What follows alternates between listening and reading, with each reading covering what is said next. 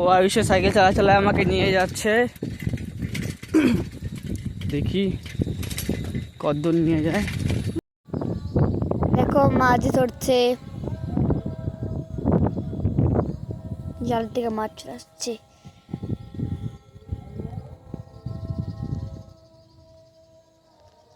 ও যে চুটাচ্ছে মনে হয়, পালি রে।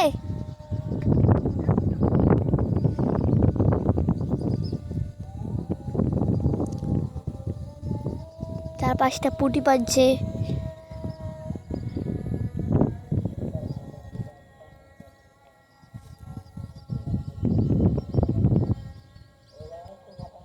ये देखो, ये भी देखोगा माछ लिप करे है, देखो।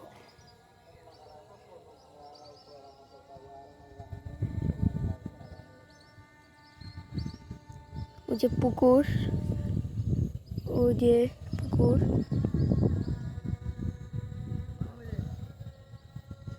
ठीक है।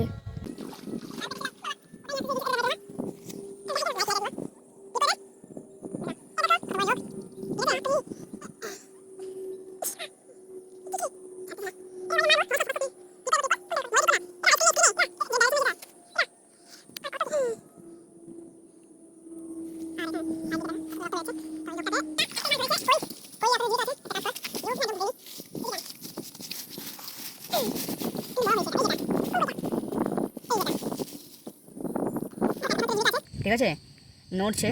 তো একটা কথা আপনাদের বলে রাখি যে জাল পাতার সময় যখন জাল আপনি তুলতে যাবেন, যদি দেখেন যে কই মাছ বা এরকম পিছলা ধরনের মাছগুলো জীবিত আছে, তো ডাইরেক্ট খুলতে যাবেন না। ওতে কী হবে, মাছগুলো ডাইরেক্ট খুলতে গেলে ছুটে গিয়ে পালাতে পারে। তো প্রথমে কি করবেন, এই যে কান দুইটা আছে, এই দুটা কান, এই কান দুটোর মধ্যে আগে আঙুলগুলো ঢুকিয়ে নেবেন। দাঁড়ান আপনি দেখাচ্ছি। কান দুইটার মধ্যে ভালো করে ধরে নেবেন, কারণ যেহেতু এগুলো কাঁটাগুলো আছে, এই কাঁটাগুলা লাগতে পারে। তো কানগুলোর ভিতরে আপনি ভালো করে ধরে নেবেন।